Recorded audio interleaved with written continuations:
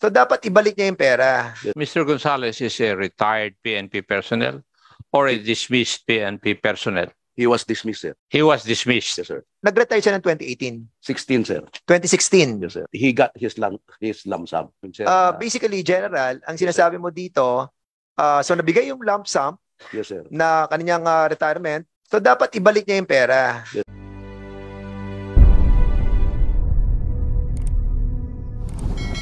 I have here on record, he was dismissed when? 2016 or what? 2018, sir.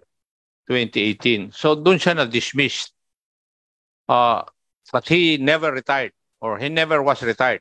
Actually, this morning, sir, I conducted my own investigation with the PRBS, and I already sent them a notice confirming the possibility why he was allowed to get lump sum. So I am checking on this, sir. As the director of for investigation, I heard some rumors that he was able to get his lump sum. So I have yet to receive the official report from the PRBS. So. Okay, kindly, and the next hearing, will you please bring the answer to the query? Yes, sir. If he has or if he had received his lump sum, yes, sir, then he has retired. Di ba? Yes, sir. Accordingly, sir, he received his lump sum and using a fictitious clearance. So I have yet to find out the truth about that. I only received the information this morning. Kaya nga, sa susunod na hearing natin, could you please furnish this committee all the information regarding whether Mr. Gonzales has been retired or has been dismissed? Yes, sir, Your Honor. Kasi pag nakatanggap siya ng retirement benefits, di na-retire siya. Yes, sir. Sinasabi nyo, finake niya yung kanyang kwan. It's just only my assumption, sir, but I'm waiting for the official report from the PRBS, sir. General Torre, I watched your interview together with Mr. Gonzales. May I know what is the present occupation of Mr. Gonzales? Kasi maraming media na nagtatanong doon pero he was very, very evasive. So, would you know, ano po ang occupation of Mr. Gonzales currently? During that time, sir, I believe that he is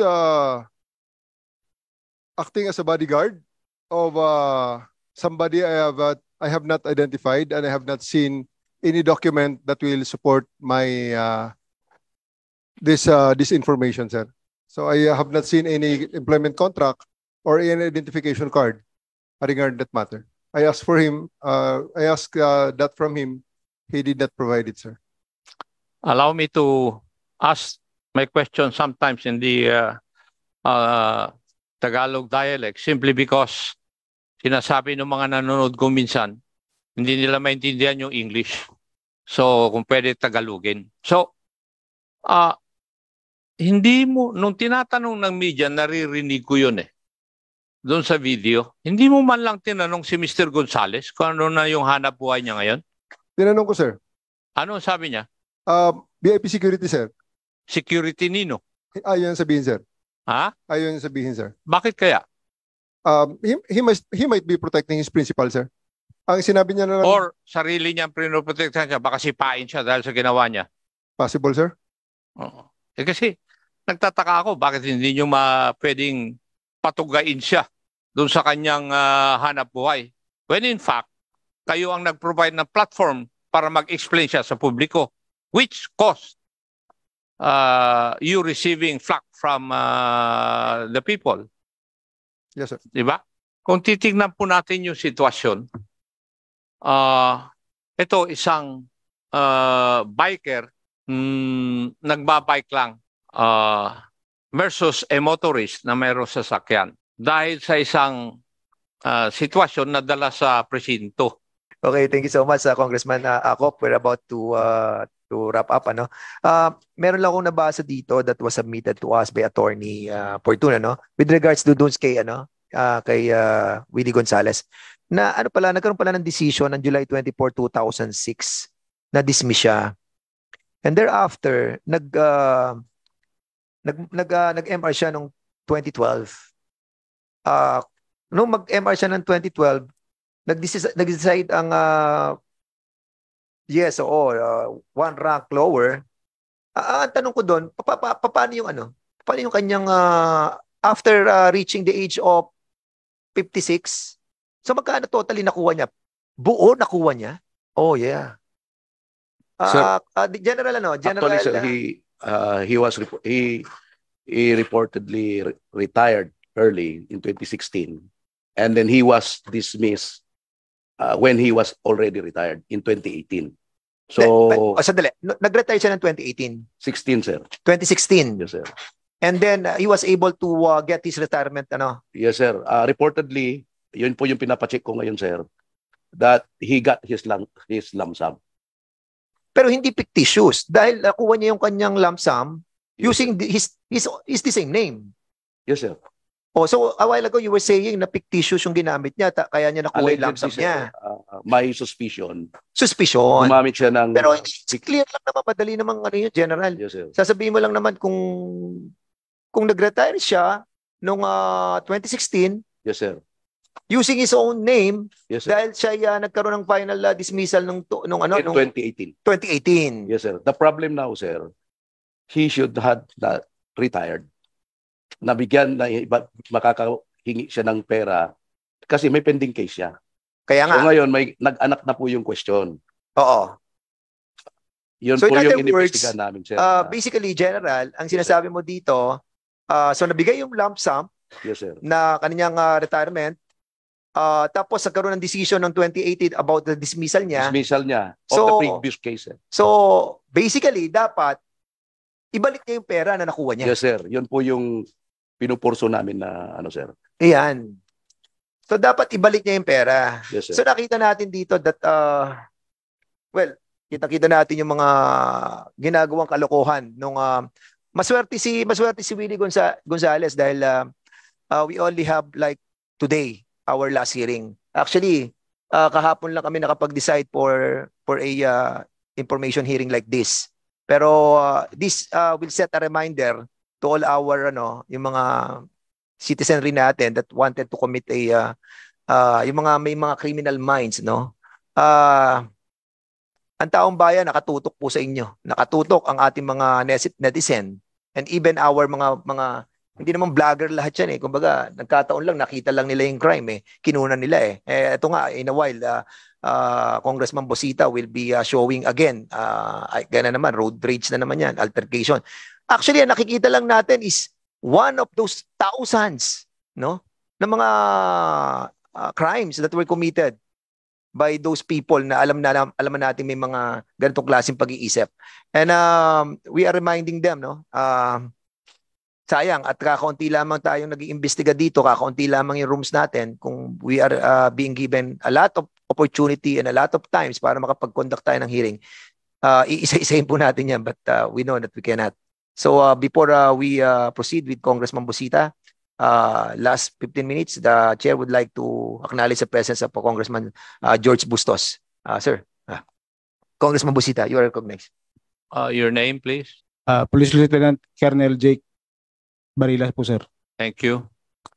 Sino po ang nagdala kay Mr. Gonzales o kay Alan Panjola sa istasyon po ninyo?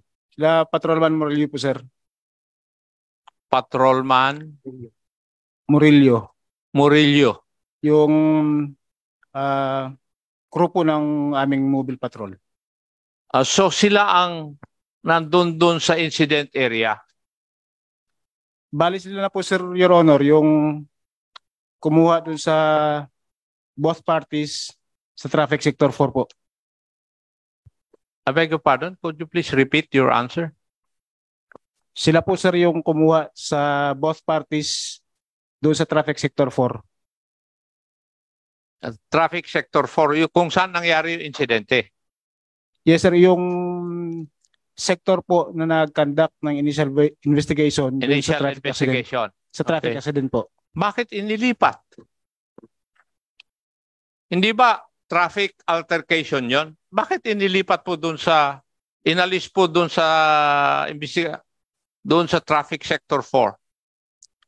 During the conduct of investigation, lumalabas po kasi na may complaint against doon sa na grave threat as well as malicious mischief committed by both sides, Your Honor. Grave threat and malicious mischief committed by both sides. Kindly tell me, pwede po bang mag-grave threat yung nagbibisikleta?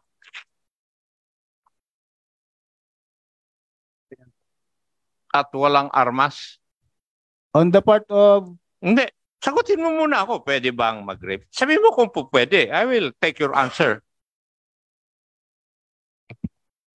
on the part of cyclist, Your Honor, Yes. wala, Pwede ba siyang mag-commit ng grave threat? Kasi sinabi mo, both parties eh. wala po, Your Honor. Bali yung grave threat po, doon sa side nung cyclist against kay Mr. Gonzales. Ah, Tapos yung malicious mischief naman is complaint ni Mr. Gonzales against doon sa cyclist. so, when the case was turned over to your station, alam na kung sino ang may diferensya doon sa traffic altercation. Yes, Your Honor. Sino po ang may diferensya? Kung alam na ninyo before na turn over dyan sa inyong stasyon. Based dun sa statement na binigay nung cyclist, inanim po niya sa statement niya na tinapik niya yung kotse nung Mr. Gonzales. Masama po ba yun? Or did the cyclist commit any violation of law when he did that? Lumalabas to kasi, Your Honor, na Teka, huwag kang kuhan. Sagutin mo muna ako bago ka mag-explain. Did the biker or the cyclist commit any violation of law nung tinapik niya yung sasakyan ni Mr. Ano to? Gonzales? Yes, Your Honor. Ha? Yes. Na he committed a crime? Did he commit any violation of law? Yes, sir. Yes. And what crime is that? Pwede po siya magiging unjust vexation. Alin? Unjust vexation po. Unjust vexation. Wala naman akong narinig sa iyo na crime kanina na unjust vexation eh. Sabi mo, grave threat at saka malicious mischief. Naging malicious mischief po dahil po yung sasakyan nag-incur po ng dent doon sa malapit na sa may bubong niya, Your Honor. Sa bubong. Yan po. Doon sa pagtap ng kwan, doon sa bubong, it caused a dent. Yes, Your Honor. Hindi, ang lakas pala ng siklista. Magiging siklista na rin ako kung ganun ako kalakas ang mangyayari sa akin. Alam mo, Iho, what I'm trying to point out is, yung ordinary na tao at saka isang nagpapanggap na retired na policeman, dadalhin mo sa isang istasyon kung saan siya nanggaling. Sino kaya ang dihado sa tingin mo?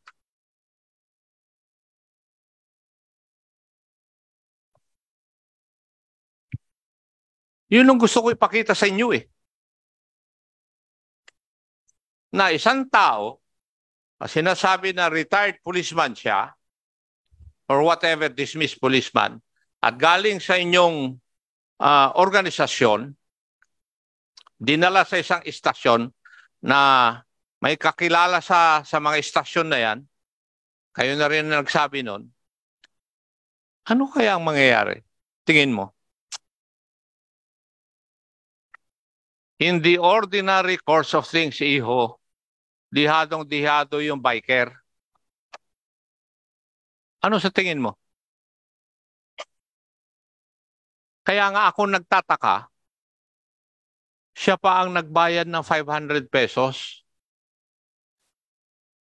according to the report of the good attorney Fortune,